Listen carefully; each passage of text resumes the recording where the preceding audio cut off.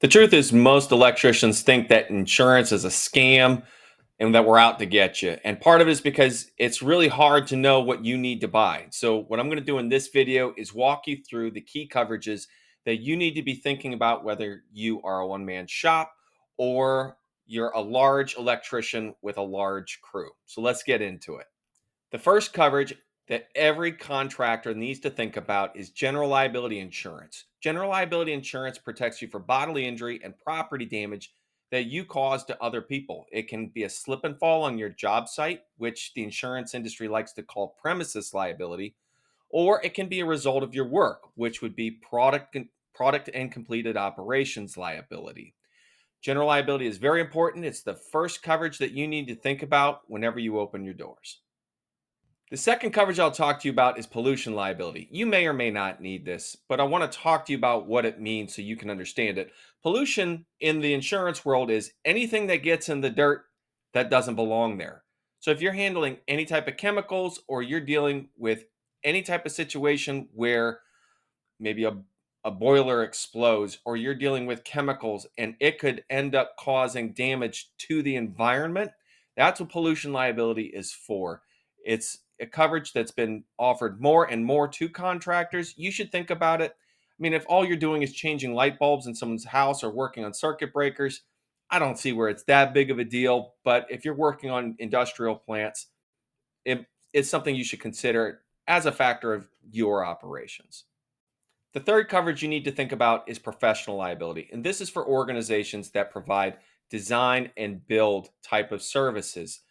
If you're telling people where the wiring should go and you're working closely with the architect and there is a professional element of what you do, people may come back and say you designed it incorrectly. They may not come back and say that, hey, the work that you did burned the house down, but they might say you put it in the wrong place and so I can't get power to this part of my building. You see the difference there? You didn't break something, you didn't burn anything down if they say that the building doesn't function correctly, but they are saying that you failed to provide a service. That's professional liability. So if you are getting into any type of design type work, that's an important coverage to consider. The fourth thing to think about is property insurance. And for this, I'm going to focus really on buildings and office contents. So some electricians work out of their home and all they have are desks and chairs. Your property insurance needs are very limited. You need some contents coverage for your computer and your desks. Now, some will go to an industrial strip and they'll rent a space, but maybe they don't do a lot of renovation work. They still need coverage for desks and chairs and equipment they put in that space. Some will do a full reno job of the interior of that industrial strip. Well, now you need tenants, betterments, and improvements coverage because you improved that space. You invested money into it. Therefore, you have a financial investment. And then lastly, there are some that will just buy a building, and that's where they operate. And if you buy a building, you need to insure the building. So those are four different scenarios giving you breakdown of what type of property insurance needs people might have depending on where you operate and how much you've invested in equipment and office equipment. Next, you need to think about crime insurance. Crime is if employees steal money from you or if one of your employees steal money from one of your clients. So if you've got people in the field that have access to credit cards, they have the opportunity to go use that money incorrectly. Or if your office manager finds a way to set up a shell corporation and pay that shell corporation $10,000 over the course of a year, you're going to be out money. That is crime. That's embezzlement, right?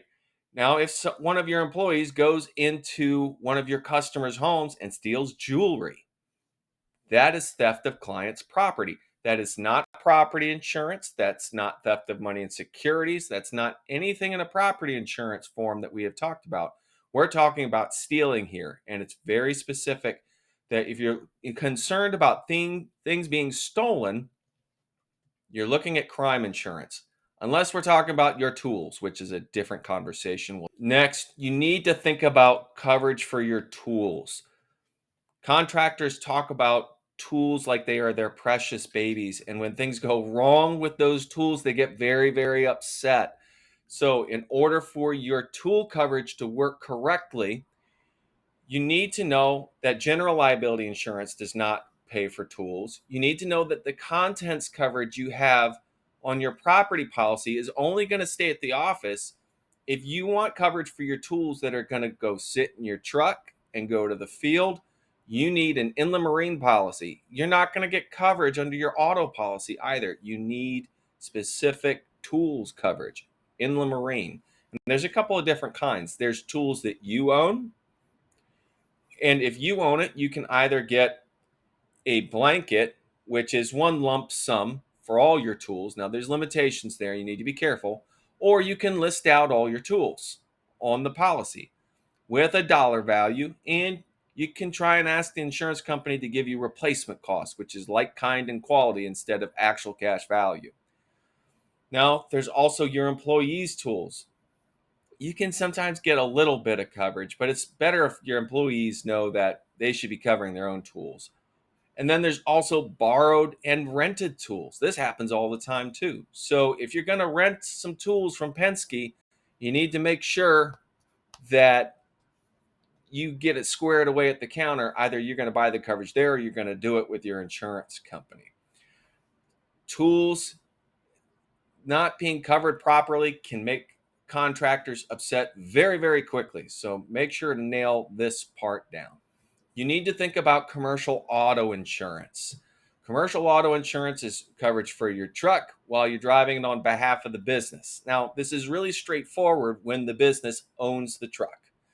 Then the business can insure the truck. But what happens sometimes happens with entrepreneurs of all stripes when they're getting their business started is the business has no money, so the entrepreneur injects money into the organization or assets into the organization.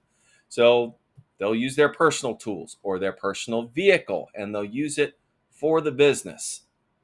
If you're going to use your personal truck for business purposes, one, you got to think about how you've got your business set up. If you're operating as a one-man shop, you're a sole proprietor, it's probably not the end of the world. But if you've gone to the trouble of setting up an LLC or a corporation to protect yourself, and you're driving a truck with your personal name on it, you need to keep in mind that you're giving up all that corporate protection that you went to the hassle of setting up by driving your personal truck. Now, let's say you're okay with that. You're going to live with that. You still need to be looking at the coverage limits that are on your personal truck because most personal auto policies don't go to a full $1,000,000. So you need to be looking at the coverage limits and making sure that there's sufficient for your purposes in running a business. More often than not, I think it's cleaner if you're going to have a work truck, put it in the name of the business, insure it in the name of the business, and that'll give you the personal protection that you're looking for. The next coverage you need to think about is commercial umbrella. A commercial umbrella is going to increase the maximum amount that will be paid out for underlying policies. So you got to think about an umbrella. Everything that's under the umbrella gets covered by the umbrella. Anything that's outside the umbrella does not get covered by the umbrella. Policies that are very commonly under the umbrella are general liability, commercial auto, and employer's liability on your work comp policy. It's a different deal for pollution and professional liability. They may or may not. And there are other liability coverages like cyber liability and employment practices liability. They're probably not going to be under your umbrella either. Now, why would a contractor buy a commercial umbrella policy? There may be a couple reasons. One would be their business has grown and they're feeling like they need additional protection. Two would just be they're risk averse and they're saying, I really don't want to be on the hook for a large lawsuit. I really want the insurance protection. That's a good reason. Three would be if there's a contract that they're involved with and a GC or a government entity is telling them you need to do this or you're not going to get the job.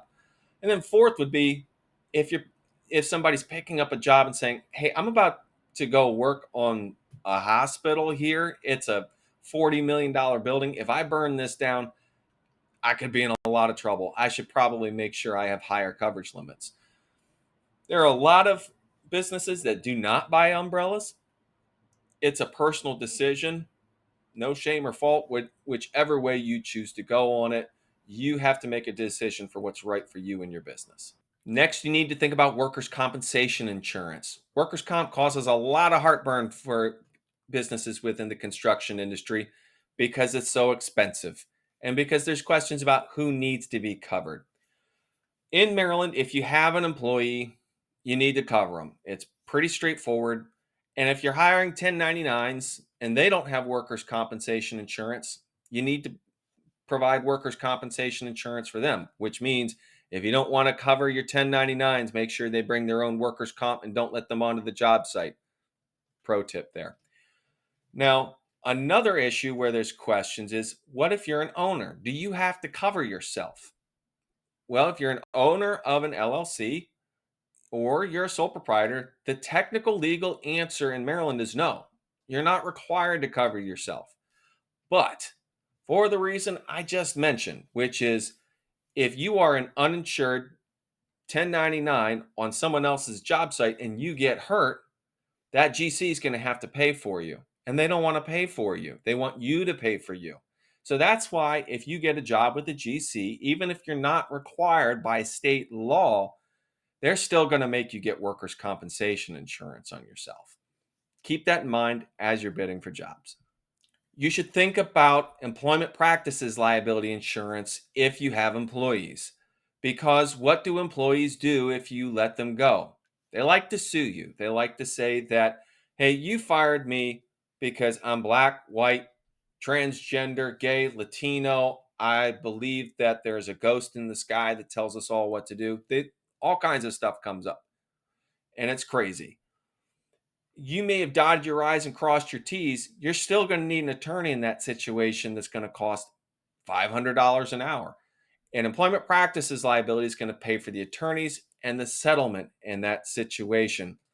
And I know one of the things people will tell me is that, hey, it's an at-will state. I can let them go whenever I want. And the answer is yes, you can. They can also sue you whenever they want. So if you're going to have a team, if you're going to have employees, you need to think about employment practices liability insurance. You also need to think about cyber insurance.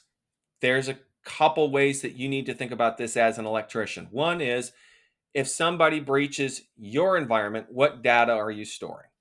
Do you have employee names, date of birth, driver's license numbers? Do you have any credit card information or personal information for your customers? Keep that in mind. The other way that you need to think about cyber liability insurance is if you are doing something that gives you access to one of your customers' networks and a cyber threat actor gets into your customer's network through you, that's also cyber liability insurance, where you could be on the hook for all the damages that happen to your customers' customers. Years ago, when Target was breached, the cyber threat actor got in through an HVAC contractor. That's how they got into the system, and it caused millions and millions of records to be breached. That was a cyber liability claim. And you need to be thinking about that as it pertains to your work. Look, thanks for watching. If this was helpful, please hit like and subscribe. It helps other people like you find the channel. If you have any questions, drop them in the comments section. I'd love to hear what part of your insurance programs you have questions about so that I can answer them. I answer all the comments. And as always, please go build something great.